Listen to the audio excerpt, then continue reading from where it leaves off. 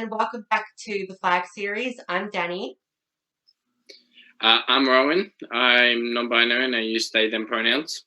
I'm Ray. I am trans male non-binary. I use he, him pronouns. I'm Quinn. I go by they, them pronouns. And today we'll be discussing what queerbaiting is, as it's a very hot topic in our community as of lately. So, guys, what is queerbaiting? There's a bunch of different forms of queerbaiting before answer what is queerbaiting, because that rolls into the different forms of queerbaiting, because you have queerbaiting where it's a sense of it's rumoured and you imply that there may be LGBTQ plus themes and a character in that series, but then completely wipe it under the table. No character exists in that entire show, but the community will watch it through to try and find that character or find that bit about it. So you have where it's just for general wider audience.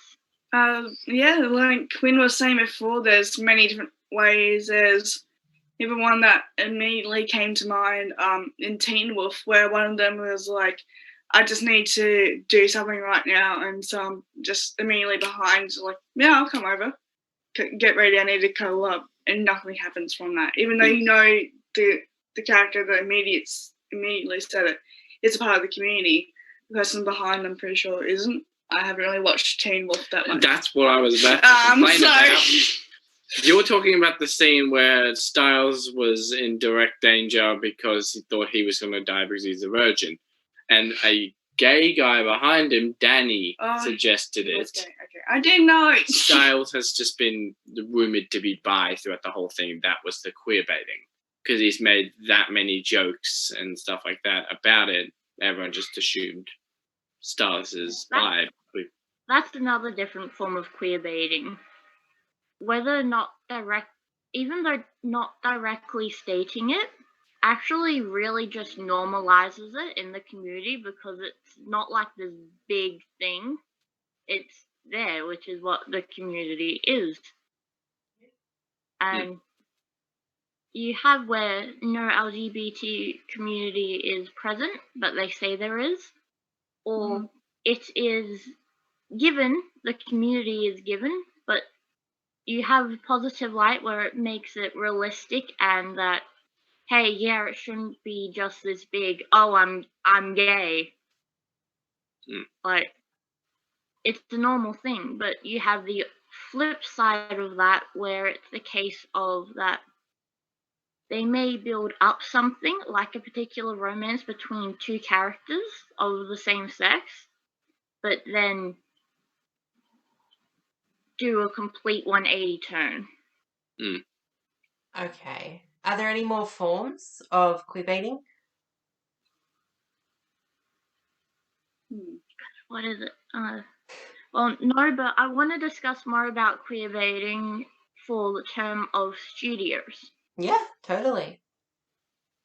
Because studios have a big play in what can be shown. Yeah. We'll go Legend of Korra, for instance.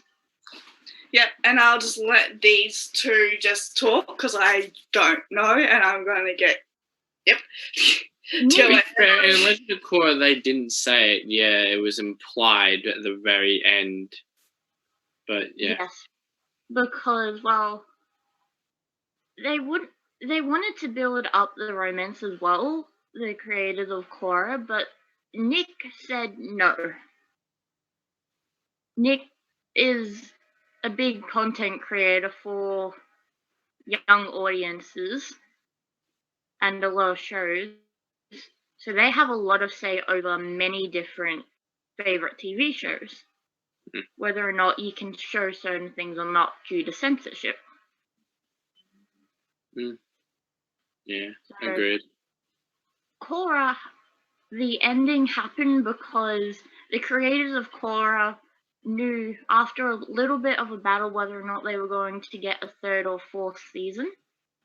they decide, well, we're going to be taken off the air. Well, not taken off the air, but the series is ending. We're not going to have any more on it, so why the hell not? Like, they can't take it down if it's the final episode. Yeah. Same with Adventure Time. Yes. Oh, okay, we can talk about it. Oh my gosh.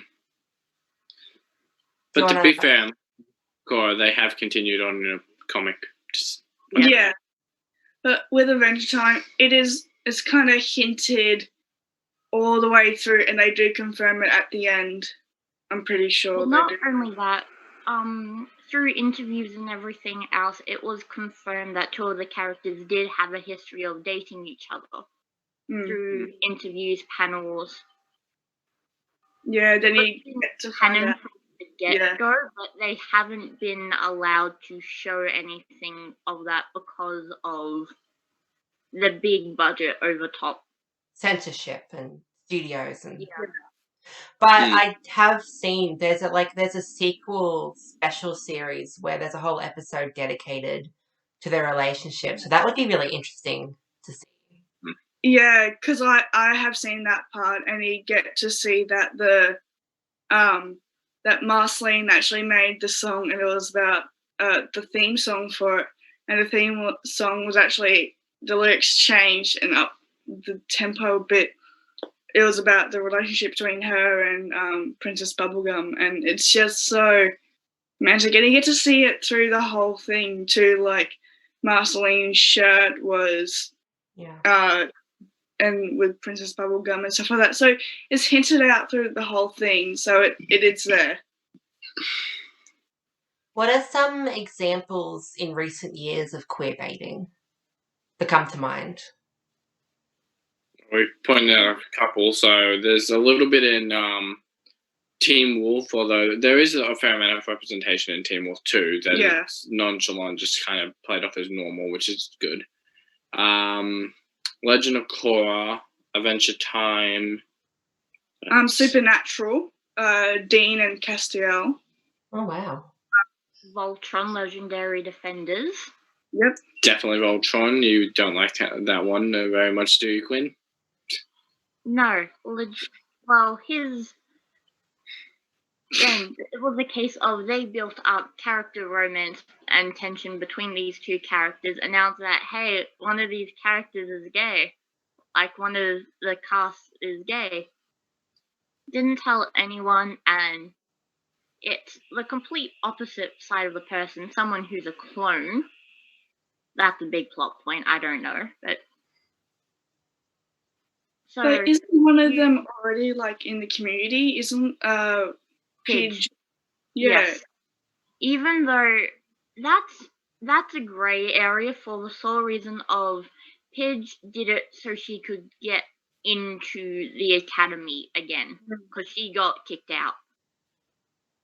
She wasn't allowed back in as her normal self, so she had to use an alias and change appearance to get back in to try and find her brother and her father. Yeah. But so Shiro was shown to have a boyfriend. They were engaged, and then proceeded in about 2-minute scene or less. You see them fight, and then one leaves for a mission and dies. Less than 2 minutes of screen time entirely of the character being gay.